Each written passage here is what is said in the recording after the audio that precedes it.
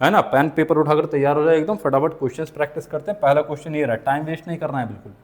पहला क्वेश्चन क्या है, पहला क्वेश्चन ये है कि अपना इलेक्ट्रिक फील्ड है vertically down, vertically upward direction, है ना। आपको एक इलेक्ट्रिक फील्ड दिया हुआ है जो कि वर्टिकल डायरेक्शन में, और इलेक्ट्रिक फील्ड का मैग्नीट्यूड है 4.9 इंटू 10⁵ न्यूटन पर कूलम।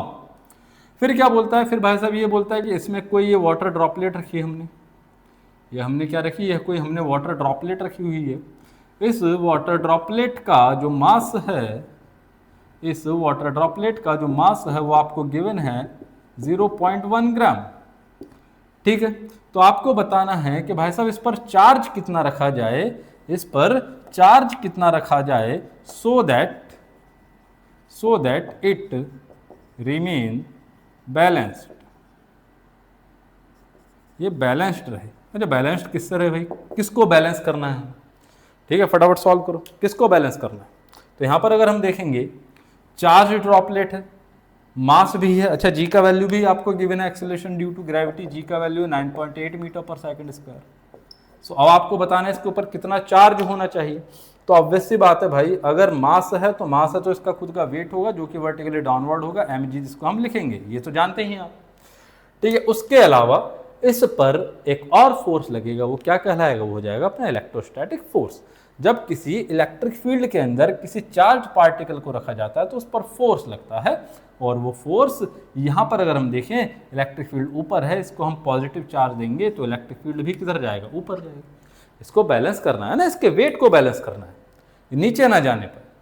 तो कैसा चार्ज होगा, पॉजिटिव चार्ज। पॉजिटिव चार्ज होगा तो किधर फोर्स लगेगा, अपवर्ड डायरेक्शन। पढ़िए लास्ट क्लास नहीं पढ़ी तो पहले उसको पढ़ कर आओ। पॉजिटिव चार्ज अगर यहाँ पर है तो इलेक्ट्रिक फील्ड के डायरेक्शन में फोर्स हो जाएगा, तो फोर्स लगेगा ऊपर की तरफ। कितना फोर्स होगा, it will B QE, it will B QE। तो अब ये QE इस mg को बैलेंस कर देगा, कर दो फटाफट balance. So QE is equal to mg, आपको सारी वैल्यूज मालूम है, so E is equal to mg by Q। Put the value of mg and Q, m is 0.1 gram, so it will be converted into kg by multiplying 10⁻³ so it will be the mass of the droplet। कितना मास हो गया, 0.1 into 10⁻³ मालूम है या नहीं, 1 ग्राम में कितने kilogram होते हैं, 10⁻³ kg होते हैं। ठीक है, एंड g का वैल्यू, g इज 9.8। क्यों कन्वर्ट किया है मैंने, ये पता है ना, ये क्या है, CGS यूनिट है, ये बाकी सारी क्या है, SI यूनिट है, तो कन्वर्ट करना पड़ेगा, सेम सिस्टम ऑफ यूनिट में कैलकुलेट करोगे, अदरवाइज आंसर गलत हो जाएगा। ठीक है, Q का वैल्यू, सॉरी Q तो फाइंड ही करना है भाई, क्या कर रहे हो तुम लोग, Q तो फाइंड ही करना है। Electric field is given to you, that is 4.9 into 10⁵ अब सॉल्व कर दो, 49 से 2 बार गया और 10⁵ ऊपर जाएगा, so it will 0.1 into 10⁻³ into -5 हो जाएगा -8, और we can write it as 10⁻⁹ coulomb. तो कितना चार्ज होगा, इट विल बी 10⁻⁹ कूलम का चार्ज होना चाहिए इस वाटर ड्रॉपलेट के ऊपर, तब जाकर ये क्या रहेगा, तब जाकर ये वाटर ड्रॉपलेट अपना बैलेंस्ड रहेगा। क्लियर है, चलिए क्वेश्चन नंबर 2। अब देखिए, बहुत सारे क्वेश्चन जो आपने कूलम्स लॉ में करें, सेम टू सेम पैटर्न यहाँ पर रिपीट हो। ठीक है, जैसे एक क्वेश्चन समझेंगे आप कि भाई मैंने आपको दिया, जैसा आप फाइंड करते थे कि अगर दो चार्जेस हैं तो बताइए कहाँ पर नेट फोर्स 0 होगा, वो पोजीशन फाइंड करते, तो वैसे ही यहाँ पर भी अगर ये +8 कूलम का चार्ज है या फिर +8Q चार्ज है और ये +2Q चार्ज है, और इनके बीच का डिस्टेंस A है, and the distance between the charges is A, तो आपको बताना है find the position where E net is equal to 0, E net equal to 0, that means net electric field वहां पर 0 हो जाए, उस पोजीशन को आपको बताना है। ऐसे एक और क्वेश्चन बन सकता है इसमें, ये तो मैंने सिमिलर चार्जेस के लिए ले लिया, अगर मैं अपोजिट चार्जेस ले लूँ एक साथ कर लेंगे दोनों, अगर मैं अपोजिट नेचर के चार्ज ले लूँ, दैट इज ये प्लस ले लिया और ये मैंने कितना ले लिया, माइनस ले लिया। ऐसे क्वेश्चन आपने कर रखे हैं, फटाफट सॉल्व करें, फटाफट ट्राई करें। ये डिस्टेंस A है, इतने में इसको रब करता हूँ, फटाफट सॉल्व करें भाई।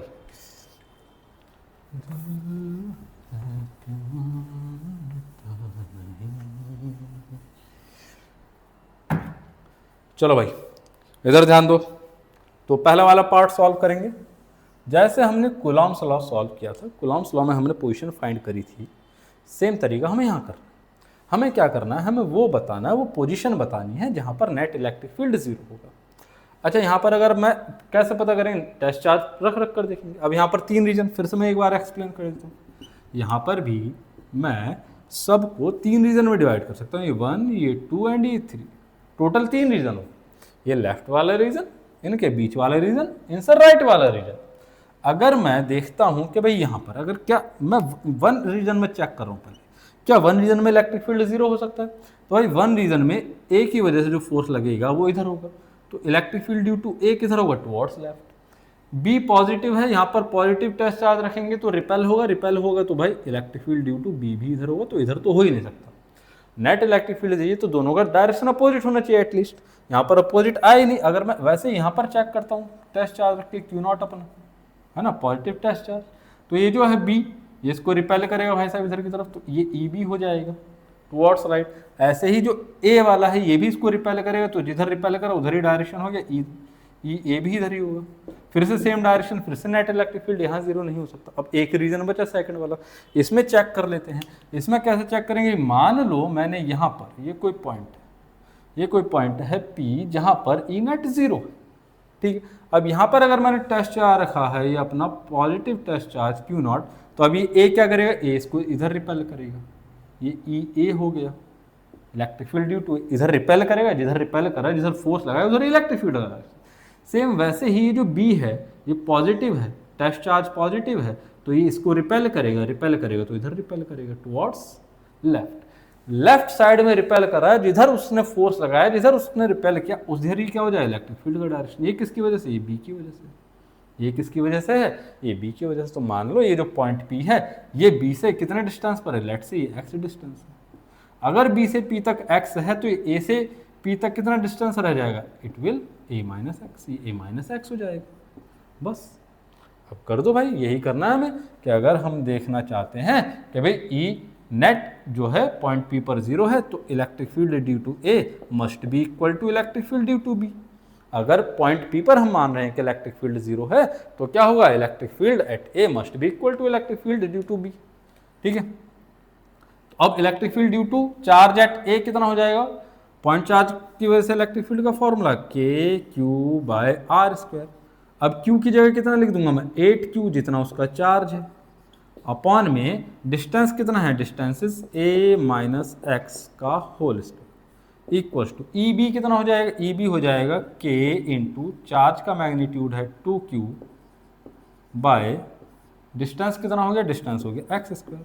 अब देखो k से k कैंसिल, 2 4 जाए ये कैंसिल, ठीक है, मल्टीप्लाई कर दो 4x square equals to a minus x का होल स्क्वायर। यहाँ पर स्क्वायर रूट करेंगे so 2x is equals to a minus x.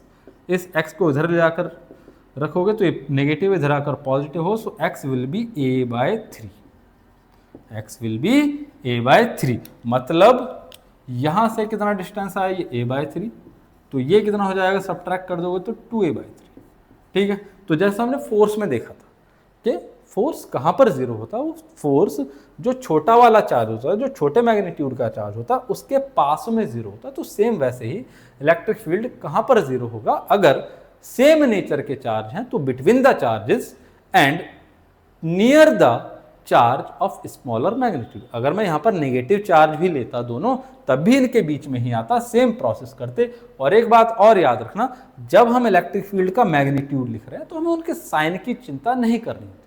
जब आप वेक्टर फॉर्म करोगे, वेक्टर वाले क्वेश्चन को सॉल्व करोगे, तब हम इलेक्ट्रिक फील्ड चार्ज के साइन को कंसीडर करते हैं, जैसे हम कूलॉम्स लॉ में करते थे। जब हम कूलॉम्स लॉ लगाते थे वेक्टर फॉर्म में तो हम क्या करते थे, चार्ज को विद साइन पुट करते थे। बट जब सिर्फ मैग्नीट्यूड फाइंड कर रहे होते तब हम उसके साइन नहीं लगाते। सेम चीज यहाँ पर, क्लियर है बात। इसी तरीके से अगर मैं सेकंड वाला देखता हूँ, अगर मैं सेकंड वाले को देखता हूँ कि भाई सेकंड वाले को फटाफट इधर देखो, अगर मैं सेकंड वाले में भी ऐसे ही देखता हूँ कि भाई साहब बीच में 0 हो सकता है कि ये रीजन 1 हो गया, ये 2 हो गया, ये 3 हो गया, पहले बीच में ही देख लेते हैं क्योंकि यहाँ पर बीच में आया था। अगर मैं यहाँ चेक करता हूँ, ये पॉइंट P पर टेस्ट चार्ज रखा मैंने Q0, ये क्या करेगा, ये तो भाई साहब इसको अपनी तरफ अट्रैक्ट कर लेगा, तो electric field due to charge at B हो जाएगा टुवर्ड्स राइट। ये पॉजिटिव है, ये टेस्ट चार्ज पॉजिटिव है, इसको रिपेल कर देगा तो इलेक्ट्रिक फील्ड ड्यू टू ए भी हो गया इधर। तो मतलब यहाँ पर अपना नेट इलेक्ट्रिक फील्ड जीरो नहीं हो सकता। कहाँ हो सकता है, अब चेक करते हैं 3 में। यहाँ पर हमने टेस्ट चार्ज रखा अपना प्लस क्यू नॉट, ये नेगेटिव है, इसको अपनी तरफ अट्रैक्ट कर लेगा, electric field due to b हो गया टुवर्ड्स लेफ्ट। ये ए वाला पॉजिटिव है, इसको रिपेल करेगा टुवर्ड्स राइट, तो ये हो गया ई ए, मतलब यहाँ पर हो सकता है, इट इज पॉसिबिलिटी। यहाँ पर अगर हम चेक करें, यहाँ पर मैंने रखा प्लस क्यू नॉट, अगेन ये क्या करेगा, इसको repel, electric field due to charge at a towards left, repel कर रहा है, ये नेगेटिव है तो इसको अट्रैक्ट करेगा तो इधर जाएगा ई बी। तो अब बात आई कि 1 में भी हो सकता है, 3 में भी हो सकता है।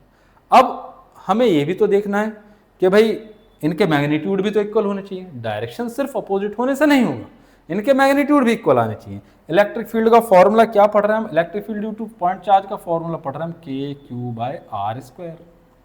क्या पढ़ रहे हैं, के क्यू बाय आर स्क्वायर। अब देखो अगर मैं यहां पर ले लेता हूं 1 रीजन में, एक तो चार्ज बढ़ा, एक तो ये चार्ज का मैग्नीट्यूड खुद ही बढ़ा और डिस्टेंस भी मैंने कम ले लिया, तो इसका जो इन्फ्लुएंस होगा यहां पर ज्यादा हो जाएगा। और ये जो बी है इसका एक तो खुद ही चार्ज का मैग्नीट्यूड छोटा है और मैंने इससे डिस्टेंस भी ज्यादा कर दी, अब इस बेचारे का इलेक्ट्रिक फील्ड क्या ही औकात रह जाएगी यहाँ पर, है ना। तो इस रीजन में नहीं, कहाँ रखेंगे हम रखेंगे छोटे वाले चार्ज के पास, जैसा हमने कूलॉम्स लॉ में करा था, है ना। तो कहाँ पर रखेंगे हम, छोटे वाले चार्ज के पास रखेंगे। तो क्या करते हैं, फिर से हम मान लेते हैं कि ये मान लो ये बी से एक्स डिस्टेंस पर है। अब अगर बी से एक्स डिस्टेंस पर था तो ए से कितना हो जाएगा, ए से डिस्टेंस हो जाएगा ए प्लस एक्स, बस। अब दोनों के इलेक्ट्रिक फील्ड इक्वल कर देंगे। जब इक्वल करेंगे electric field due to a will be equal to electric field due to b. दोनों की इक्वेट कर दो, फिर से वही करना है, के 8q by distance will be A plus x का होल स्क्वायर, और ये कितना हो जाएगा के। अब देखो अब नेगेटिव पॉजिटिव नहीं सोचना है, क्यों नहीं सोचना है, क्योंकि हम सिर्फ मैग्नीट्यूड लिख रहे हैं। जब वेक्टर फॉर्म में सॉल्व करोगे तब आप नेगेटिव पॉजिटिव के बारे में सोचोगे। तो यहाँ पर k2q by and x square, x distance लिया हमने कहाँ से, हमने लिया है बी से, तो k से k कैंसिल, 2 4 जा 8 कैंसिल, दोनों तरफ स्क्वायर रूट कर देंगे, पहले मल्टीप्लाई कर लेते हैं, चलो, equal to a plus x का होल स्क्वायर, दोनों तरफ स्क्वायर रूट करेंगे तो ये हो जाएगा 2x equal to a plus x, x को इधर ले जाएंगे, सब्ट्रैक्ट होगा, so x will be a by 2। x कितना आया, x आया अपना a बाई 2, मतलब ये जो डिस्टेंस आया है अपना b से, ये आया है a बाई 2। तो भाई साहब इस 4 से a बाई 2 डिस्टेंस पर ऐड कर दोगे इसमें तो कितना हो जाएगा, ये हो जाएगा a plus a by 2 that is 3a by 2। तो इस 8q4 से 3a बाई 2 डिस्टेंस पर राइट साइड पर आपको नेट इलेक्ट्रिक फील्ड जीरो मिल जाएगा। क्लियर है बात, बहुत इजी क्वेश्चन है, पहले भी आप कर चुके हैं तो कोई दिक्कत इसमें अब नहीं आने वाली। चलिए अब फटाफट आगे, अब मल्टीपल चार्जेस की वजह से देख लेते हैं कि भाई मल्टीपल चार्जेस की वजह से अगर मुझे किसी पॉइंट पर इलेक्ट्रिक फील्ड बताना हो तो वो कितना होगा। चलिए देखिए फटाफट, क्वेश्चन है भाई साहब कि ये प्लस क्यू है, ये प्लस क्यू है, ये पॉइंट पी है, ये ए है, ये ए है, ये, तो आपको बताना है net electric field eight point P. Net electric field eight point P आपको बताना है, फटाफट से सॉल्व कर देंगे। इसके बाद फिर एक दूसरा क्वेश्चन है जो आपको सॉल्व करना है, माइनस क्यू प्लस क्यू, तो आपको बताना है net electric field at its centre, it's कौन, इट्स ये है, इसकी साइड कितनी है, ए है चारों साइड, ये एक स्क्वायर है भाई साहब, क्या है, एक स्क्वायर है, इसके सेंटर पर आपको नेट इलेक्ट्रिक फील्ड बनाना है। मैं इतने इसको रब करता हूं, आप इतने इसका आंसर कर दें फटाफट कमेंट बॉक्स में। चलिए भाई इधर ध्यान दें, सॉल्व कर लिया, आ गया होगा आंसर, कोई बड़ी चीज़ नहीं है, बहुत तेज बच्चे हैं आप लोग। तो फर्स्ट वाले का सॉल्यूशन देखते हैं भाई, कहाँ बताना आपको इलेक्ट्रिक फील्ड, पॉइंट पी पर, ठीक है। तो इलेक्ट्रिक फील्ड अगर मैं मैग्नीट्यूड की बात करूँ, इसको मैं देता हूँ नंबर 1, ये हो गया मान लो 2। अगर मैं 1 की वजह से इलेक्ट्रिक फील्ड लिखूंगा तो क्या लिखूंगा, के क्यू बाय डिस्टेंस कितना है ए स्क्वायर। 2 की वजह से लिखूंगा तो 2 की वजह से भी क्या लिखूंगा मैं, के क्यू बाय ए स्क्वायर। ठीक है जी, दोनों के मैग्नीट्यूड आपस में क्या है, सेम है। ठीक है, अब डायरेक्शन भी देख लेते हैं। अगर डायरेक्शन की बात करें, ये पॉजिटिव है, ये पॉजिटिव, अगर मैं यहाँ पर टेस्ट चार्ज रख देता हूँ दैट इज क्यू नॉट, अगर मैं यहाँ पर अपना टेस्ट चार्ज रख देता हूँ क्यू नॉट, तो देखो ये क्या करेगा, 1 वाला इसको रिपेल कर देगा इधर की तरफ, तो इलेक्ट्रिक फील्ड ड्यू टू 1 का डायरेक्शन हो गया ये। ठीक है, सिमिलरली ये जो 2 वाला है ये भी इसको रिपेल कर देगा इधर की तरफ, तो जो इलेक्ट्रिक फील्ड ड्यू टू 2 है वो इधर हो गया। अब हमें इनको ऐड करना है, तो दोनों वेक्टर हैं, दोनों के बीच का एंगल हमें पता होना चाहिए। एंगल हमें पता है भाई साहब, साइड दे रखी ए ए ए, तो ये क्या बन गया, इक्विलेटरल ट्राइंगल। इक्विलेटरल है तो इस तीनों एंगल कितने हो गए, 60 60 और ये वाला 60 डिग्री। अगर ये 60 है तो ये भी कैसा होगा, 60 डिग्री। क्यों, क्योंकि ये वर्टिकली अपोजिट एंगल्स है, वर्टिकल अपोजिट है, तो ये 60 तो ये 60।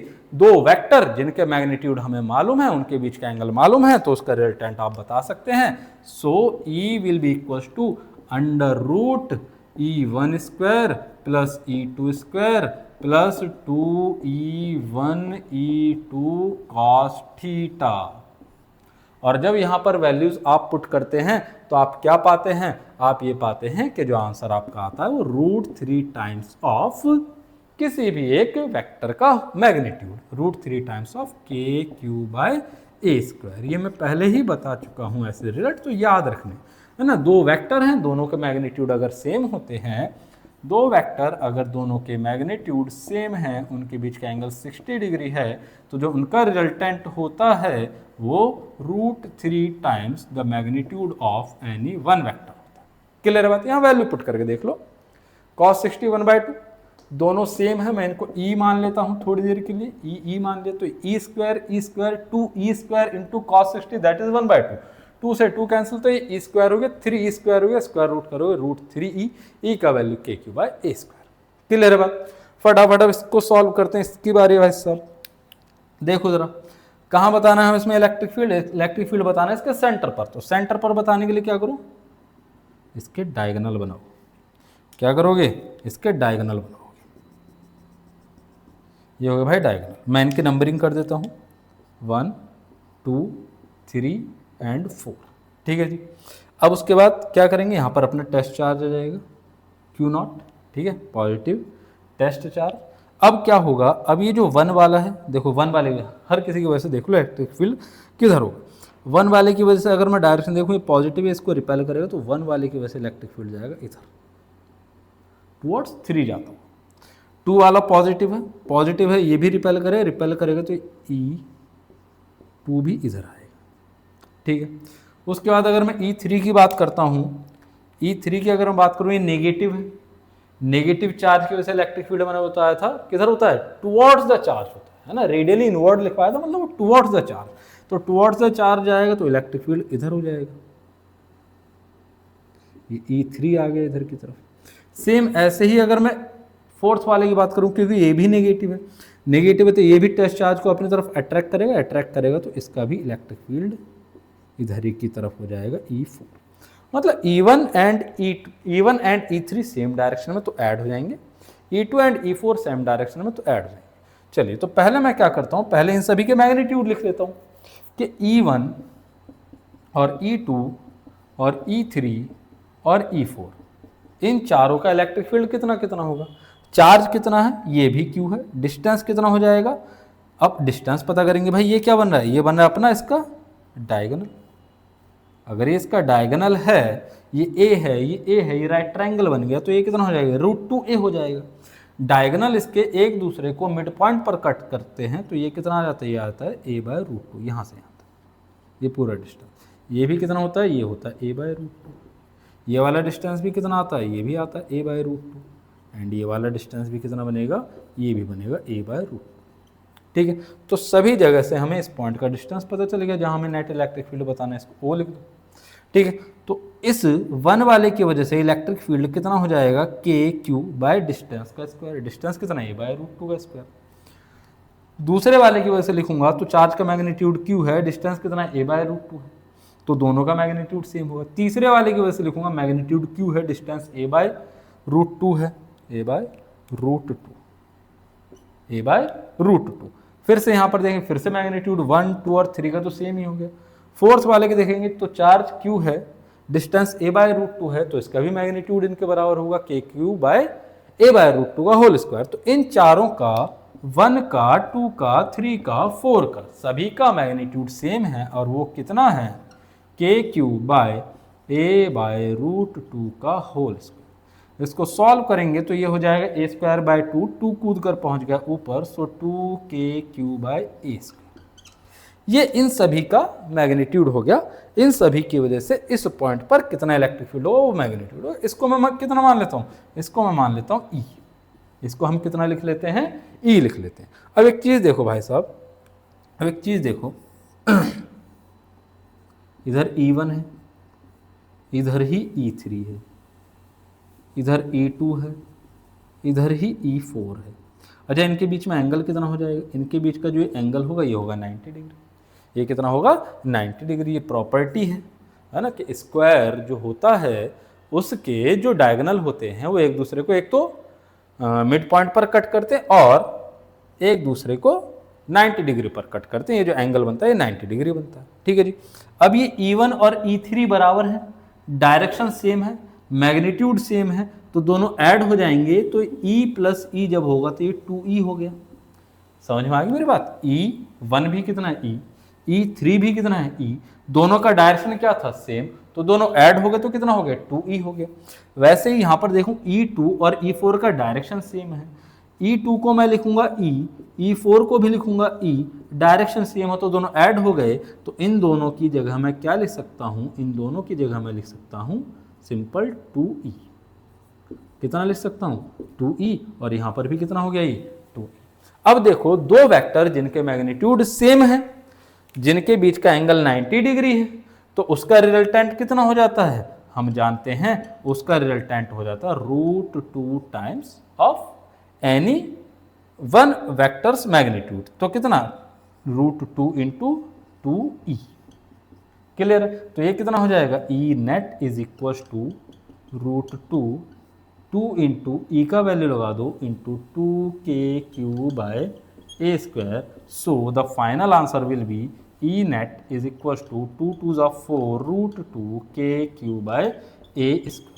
ये समझ में आई बात या नहीं, ये कैसे लिखा मैंने फिर से मैं एक बार बता देता हूं कि अगर ये दो वेक्टर हैं, अगर ये दो वेक्टर हैं A और B और इनके बीच का एंगल 90 है, तो रिजल्टेंट कैसे लिखते हैं हम, रिजल्टेंट लिखते हैं √a square plus b square. और क्योंकि दोनों के मैग्नीट्यूड सेम है, अगर ये भी a है तो ये कितना हो जाएगा a स्क्वायर, जब स्क्वायर रूट करोगे तो कितना हो जाएगा √2a हो जाएगा। ठीक है। अब यहाँ पर a क्या है, a यहाँ पर 2e है, तो इसलिए मैंने डायरेक्ट लिख दिया। ये रिजल्ट डायरेक्ट लिखवा रखें। डायरेक्ट नहीं लिखना है आपको, पूरा लिखना है, तो आप क्या लिखो E net is equal to √2e का होल स्क्वायर प्लस 2e का whole square plus 2 into 2e into 2e into cos 90। अब भी तो भाई साहब ये जीरो ही हो गया, कॉस 90 वाले तो जीरो होता है, और ये कितना हो गया, ये हो जाएगा 2 इंटू 2e का होल स्क्वायर, स्क्वायर रूट करोगे तो √2 इंटू 2e आएगा। आई होप आपको यहाँ तक समझ में आया हो।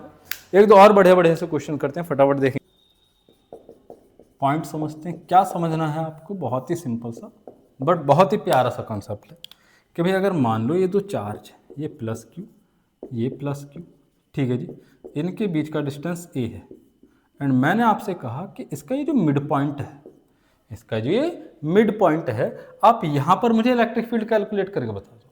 अब आप बोलोगे साहब क्योंकि आपने मिड पॉइंट बोला है तो ये a/2 डिस्टेंस होगा एंड ये भी a/2 डिस्टेंस होगा। अब आप बोलोगे क्योंकि साहब आपने बोला था ये मिड पॉइंट है, ये a/2, ये a/2, ये q है, ये q है, इस a वाले की वजह से इलेक्ट्रिक फील्ड इधर जाता हुआ होगा, ये E a हो गया electric field due to a, और इस b वाले की वजह से इलेक्ट्रिक फील्ड इधर की तरफ हो जाएगी, EB हो गया। क्लियर है। क्योंकि दोनों इलेक्ट्रिक फील्ड का डायरेक्शन अपोजिट है और साथ ही इनके मैग्नीट्यूड भी सेम होंगे। क्यों सेम होंगे, क्योंकि charge q distance a/2, charge q distance a/2, तो इलेक्ट्रिक फील्ड का मैग्नीट्यूड सेम, डायरेक्शन अपोजिट, दोनों एक दूसरे को कैंसिल कर देंगे। तो इस पॉइंट पर P पर जो इलेक्ट्रिक फील्ड बनेगा वो नेट इलेक्ट्रिक फील्ड हो जाएगा 0।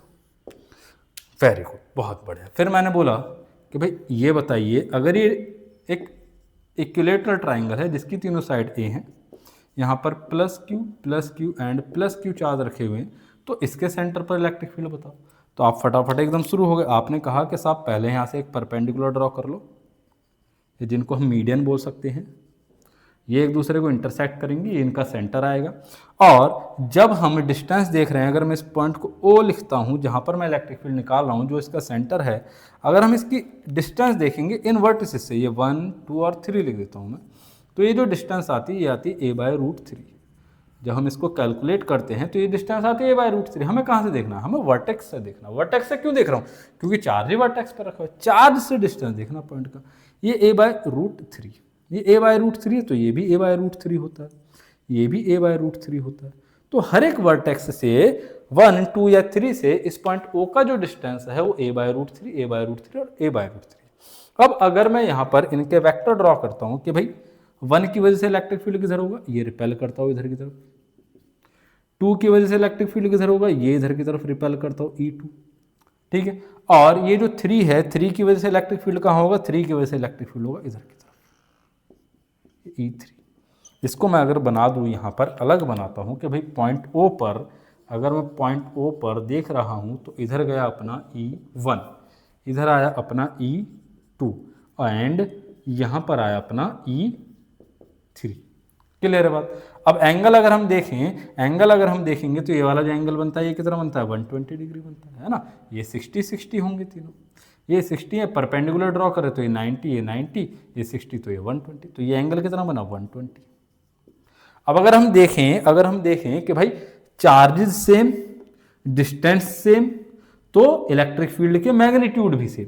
अगर इलेक्ट्रिक फील्ड का मैग्नीट्यूड सेम है तो मैं इसको E लिख सकता हूं, मैं इसको भी E लिख सकता हूं एंड मैं इसको भी E लिख सकता हूं। अगर ये दो वेक्टर जिनके मैग्नीट्यूड सेम है, एंगल 120 डिग्री है, अगर दो वेक्टर जिनके एंगल 120 डिग्री है और मैग्नीट्यूड सेम है, तो इनका रिजल्टेंट कितना आता था, इनका रिजल्टेंट वापस से यही आ जाता था,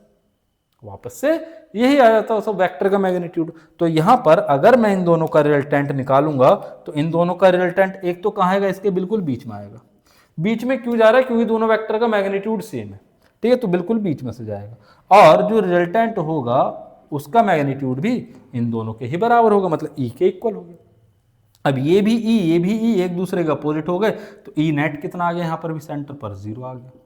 E नेट इस सेंटर पर कितना आ गया, 0 आ गया, है ना। या फिर आप ऐसे भी बोल सकते थे, भाई साहब हम तो फोर्स तो कैलकुलेट कर चुके हैं, और आप बोलते हो कि जहां पर अगर इलेक्ट्रिक फील्ड की बात करें तो इलेक्ट्रिक फील्ड होता है force per unit test charge. तो जब फोर्स 0 है तो यहां पर तो इलेक्ट्रिक फील्ड भी 0 ही हो जाएगा, हमें इतना सॉल्व करने की जरूरत नहीं थी। हम तो जानते हैं कूलॉम्स लॉ से कि अगर कोई इक्विलेटरल ट्राइंगल है, उसके तीनों वर्टेक्सेस पे सेम नेचर के, सेम मैग्नीट्यूड के चार्ज है, तो उसके सेंटर पर फोर्स 0 होगा। जब फोर्स 0 तो भाई साहब इलेक्ट्रिक फील्ड भी 0 होगा। मैंने कहा वेरी गुड। फिर ये तीसरा केस लिया मैंने, तीसरा केस लिया क्या, कि अगर ये स्क्वायर है, ये ए है, ये ए है, ये ए है और ये भी ए है, ये प्लस क्यू है, ये प्लस क्यू है, ये प्लस क्यू है और ये भी प्लस क्यू है। अब मैंने फिर बोला कि इसके सेंटर पर इलेक्ट्रिक फील्ड बताओ, तो आप फिर लग गए इसको कैलकुलेट करने के, इसके डायगोनल मिला दो, ये इनका सेंटर हो गया, इनके बीच का डिस्टेंस अभी हमने बताया a/√2 हो जाएगा, ये भी a/√2 होगा एंड ये भी a/√2 होगा। अगेन अगर मैं इस O पर देखता हूं, कि भाई साहब इस 1 की वजह से इलेक्ट्रिक फील्ड इधर जाएगा क्योंकि ये रिपेल करेगा, पॉजिटिव है, तो ये E1 हो गया। इस 2 की वजह से अगर मैं देखता हूं इलेक्ट्रिक फील्ड, इस 2 की वजह से अगर मैं इलेक्ट्रिक फील्ड देखता हूं तो ये भी रिपेल करते हुए इधर की तरफ रहेगा। अगर मैं इस 3 की वजह से देखता हूं इलेक्ट्रिक फील्ड, तो इस इलेक्ट्रिक फील्ड का डायरेक्शन E3 का इधर होगा। और अगर 4 की वजह से देखेंगे तो पॉजिटिव है, तो रिपल्शन फोर्स लगेगा, तो इलेक्ट्रिक फील्ड का डायरेक्शन इधर होगा E3। क्योंकि चारों चार्जेस के मैग्नीट्यूड सेम, चारों चार्जेस से पॉइंट O का डिस्टेंस सेम, तो चारों चार्जेस के इलेक्ट्रिक फील्ड भी सेम। जब इलेक्ट्रिक फील्ड सेम है तो E3 और E2, सॉरी ये E4 होगा, यहाँ पर ये 4 होगा क्योंकि 4 पॉइंट है, ठीक है। तो ये जो E2 है, E4 है, सेम मैग्नीट्यूड, अपोजिट डायरेक्शन, एक दूसरे को कैंसिल। E1 और E3 same magnitude, opposite direction, again cancel, तो नेट इलेक्ट्रिक फील्ड यहां पर भी कितना बना, 0। तो अब आप क्या समझे, आपने एक पैटर्न नोटिस करा कि अगर एक रेगुलर पॉलीगन है, क्या है, अगर एक रेगुलर पॉलीगन है और उसके वर्टिसेस पर सेम नेचर और सेम मैग्नीट्यूड के चार्ज रखे हुए हैं तो सेंटर पर जो इलेक्ट्रिक फील्ड होता है जीरो होता है। तो यहां क्या लिख लेंगे, एक लाइन नोट के लिए हम लिख लेंगे, if charges of same nature and magnitude are placed on the vertices of a regular polygon, then the net electric field at its center will be zero. तो जो नेट इलेक्ट्रिक फील्ड है उसके centre पर zero हो जाएगा। समझ में आ गई बात। कल के दिन को मैं बोल देता हूं कि बताइए, अगर ये हेक्सागन है, क्यू है, क्यू है, क्यू है, क्यू है, यहां पर भी क्यू है और यहां पर भी क्यू है, तो इसके सेंटर पर बताइए कितना इलेक्ट्रिक फील्ड होगा। तो आप बोलोगे ये रेगुलर पॉलीगन है, चार्जेस का नेचर मैग्नीट्यूड सब सेम है, तो यहां पर भी इलेक्ट्रिक फील्ड कितना होगा, जीरो होगा। चाहे रेगुलर हेक्सागन हो, सेप्टागन हो, ऑक्टागन हो, नैनोगन हो, कुछ भी बोल दे, सबके सेंटर पर इलेक्ट्रिक फील्ड जीरो होगा। बट कंडीशन क्या है कि चार्जेस का नेचर सेम हो, मैग्नीट्यूड सेम हो एंड वो एक रेगुलर पॉलीगन के वर्टिसेस पर होने चाहिए। क्या ये पॉजिटिव चार्जेस के लिए होगा? जी नहीं। यहाँ पर अगर आप नेगेटिव चार्ज ले लेते हैं तब भी क्या रहेगा, तब भी ये जीरो ही आएगा नेट इलेक्ट्रिक फील्ड। क्लियर है बात। अब इसी से देखो कितना कितना प्यारा क्वेश्चन करेंगे। अब इसी कंसेप्ट पर बेस्ड एक बड़ा ही प्यारा सा क्वेश्चन हम करेंगे सॉल्व। कैसे करेंगे, फटाफट इधर ध्यान दो भाई, कि अगर मैं आपसे बोलता हूं कि भाई साहब एक ही रेगुलर हेक्सागन है, अगर मैं बोलता हूं ये एक रेगुलर हेक्सागन है, पंजा भाई, अगर ये एक रेगुलर हेक्सागन है और इस पर चार्ज प्लस क्यू है, यहाँ पर भी प्लस क्यू है, यहाँ पर भी प्लस क्यू है, यहाँ पर भी प्लस क्यू है, यहाँ पर भी प्लस क्यू है। इन वर्टिसेस का नाम लिख देते हैं, ये 1 है, ये 2 है, ये 3 है, ये 4 है एंड ये 5 है और ये 6 है। ठीक है जी। तो आपको क्या बताना है, फाइंड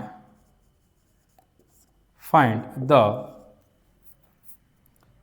नेट इलेक्ट्रिक फील्ड,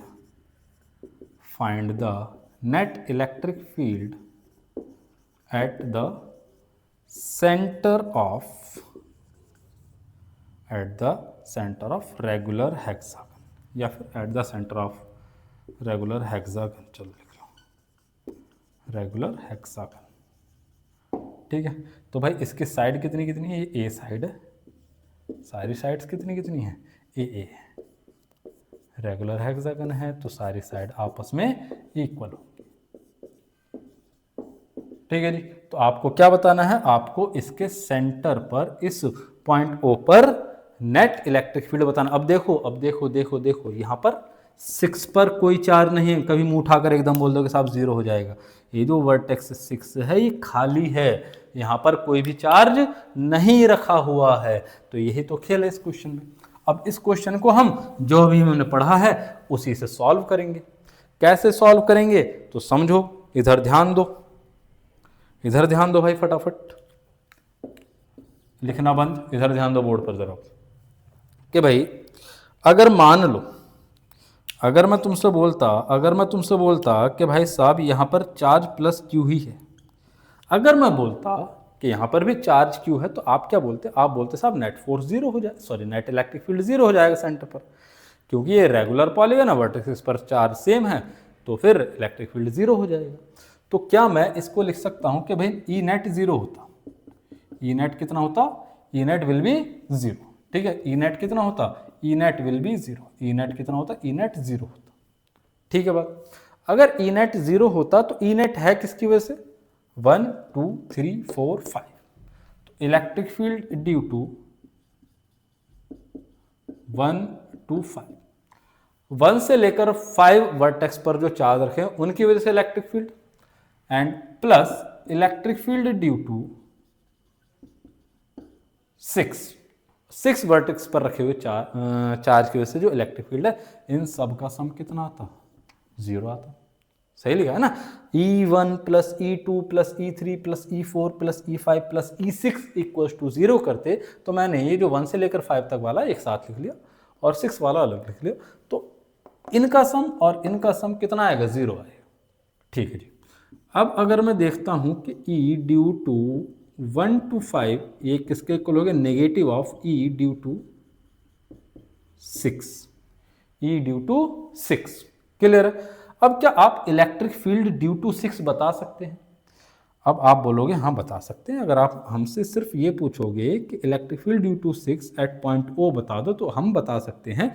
अब ये डिस्टेंस कितना होगा, अगर हम इसको मिला दें तो इसमें क्या बन जाते हैं, इक्विलेटरल ट्रायंगल बन जाते हैं। ये सब क्या बनते हैं, ये सब इक्विलेटरल ट्रायंगल बनते हैं। तो ये जो डिस्टेंस आएगी हर एक वर्टेक्स से, ए है तो ये भी ए, ये भी ए, सब ए हो जाएगी। ठीक है साहब। तो electric field due to 6 1 to 5, electric field due to 1 to 5 is equal to negative of electric field due to 6। Due to 6 electric field क्या लिखोगे आप कि भाई के क्यू बाय डिस्टेंस हो गया ए, सो ए स्क्वायर। अब एक चीज़ देखो यहाँ पर, एक चीज़ बड़े ध्यान से देखो यहाँ पर, जो electric field due to 1 to 5 है वो negative of electric field due to 6 है।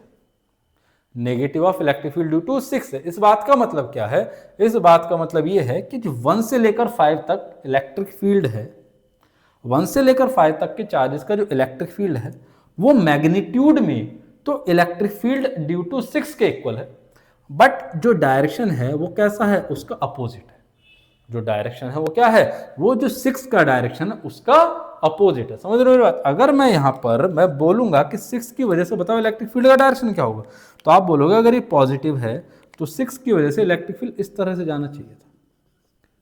ठीक है, इस तरीके से जाना चाहिए था। बट अगर मैं पूछूं कि 1 से लेकर 5 तक का डायरेक्शन बताओ, ये क्या है, negative of electric field due to 6 है। तो 1 से लेकर 5 तक का जो इलेक्ट्रिक फील्ड का डायरेक्शन होगा वो किधर होगा, वो इसके जस्ट अपोजिट होगा, ये वो इसके जस्ट अपोजिट हो जाएगा। तो यही हमारा क्या बनेगा, यही हमारा इस क्वेश्चन का आंसर बनेगा, दैट इज ई नेट। कितना बना ई नेट, ई नेट अगर मैं यहां पर अब आपसे पूछूंगा तो ई नेट का जो मैग्नीट्यूड हो गया वो हो गया k Q by a square. Magnitude तो उतना ही है, बट जो डायरेक्शन होगा वो फ्रॉम O टू 6 होगा, या टुवर्ड्स वर्टेक्स 6 होगा, या फिर टुवर्ड्स वर्टेक्स 6। किधर की तरफ होगा, 6 की तरफ होगा। आई मेरी बात समझ नहीं, दोबारा समझो, देखो ध्यान दो। मैंने क्या बोला कि आपको बताना है 1 से लेकर 5 तक ये जो 4 अगर क्यू रखे हुए हैं तो इसके सेंटर पर, इस रेगुलर हेक्सागन के सेंटर पर नेट इलेक्ट्रिक फील्ड बताओ। ठीक है, तो अब मैंने क्या कहा, मैंने तुमसे ये कहा कि भाई साहब अगर यहाँ पर अगर प्लस क्यू होता तो मेरा क्वेश्चन बड़ा आसान हो जाता, मैं झट से 0 बोल देता। मतलब सभी चार्जेस की वजह से E1 बोलो, 2 बोलो, 3 बोलो, 4 एंड 6 तक जितने भी हैं सबकी वजह से सम 0 हो जाता। तो मैंने 1 से लेकर 5 तक वाले तो एक साथ लिख लिए, तो electric field due to 1 to 5 और इलेक्ट्रिक फील्ड ड्यू टू 6, सबका सम कितना आता है, 0।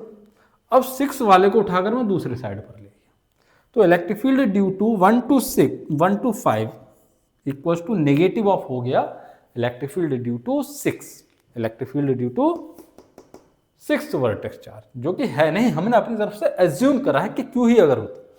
अब अगर Q होता तो इसका इलेक्ट्रिक फील्ड कितना हो जाता, के क्यू बाय ए स्क्वायर। तो यहां से आप एक चीज समझ रहे हो कि जो नेट इलेक्ट्रिक फील्ड है, net electric field due to 1 to 5 वो अपोजिट है, opposite to electric field due to vertex 6 वाले के अपोजिट है क्योंकि नेगेटिव है, पहली बात।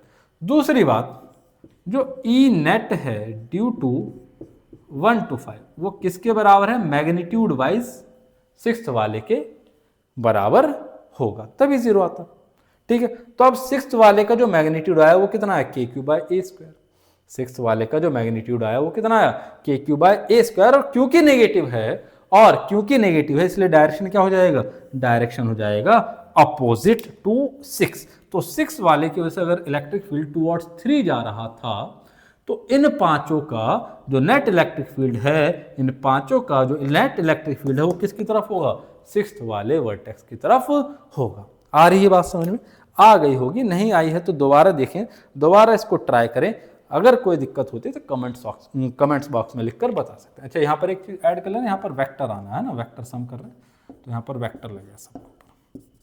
ठीक है जी, तो ये हो गया अपना इलेक्ट्रिक फील्ड किसकी वजह से, इन 5 वजह से। ऐसा एक और क्वेश्चन देखो, एक और क्वेश्चन ट्राई करो, एक और क्वेश्चन आप लोग ट्राई करेंगे, फटाफट देखेंगे भाई।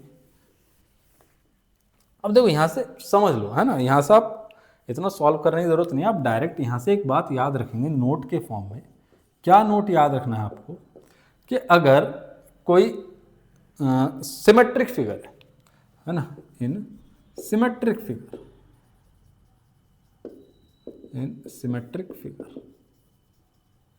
if charge is removed from one part या one vertex से अगर चार्ज को रिमूव कर दिया जाए, देन नेट इलेक्ट्रिक फील्ड, तो जो नेट इलेक्ट्रिक फील्ड होगा, जो रिमेनिंग पार्ट है उसकी वजह से जो नेट इलेक्ट्रिक फील्ड होगा, नेट इलेक्ट्रिक फील्ड उसका जो मैग्नीट्यूड होगा, magnitude is equal to magnitude of electric field due to removed part. जो रिमूव्ड पार्ट है उसका जो इलेक्ट्रिक फील्ड है उसके मैग्नीट्यूड के इक्वल होगा, and direction is opposite to it. It मतलब direction is opposite to the direction of electric field due to removed part. समझ में आई मेरी बात? जैसे हमने यहां पर क्या करा था, हमने यहां पर यही तो करा था कि अगर ये रेगुलर हेक्सागन है ना, 1 2 3 4 एंड 5 तक आपको दिया हुआ था, 6 वाले पर चार्ज नहीं था, तो आपको नेट इलेक्ट्रिक फील्ड यहां पर बताना था।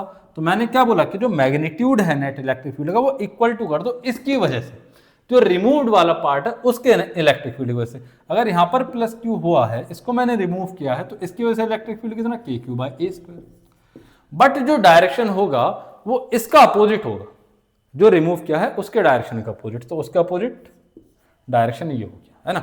इसका डायरेक्शन 6 वाले का डायरेक्शन तो उधर जाता है ना रिपेल करते हुए, इसका डायरेक्शन किधर आएगा, इसका अपोजिट डायरेक्शन हो गया 6 की तरफ। तो आप डायरेक्ट कर सकते हैं इसको। जैसे एक क्वेश्चन करेंगे, एक क्वेश्चन ट्राई करेंगे, इस पर एक क्वेश्चन ट्राई करेंगे आप। क्वेश्चन क्या है कि भाई क्वेश्चन ये है कि कोई एक सर्कुलर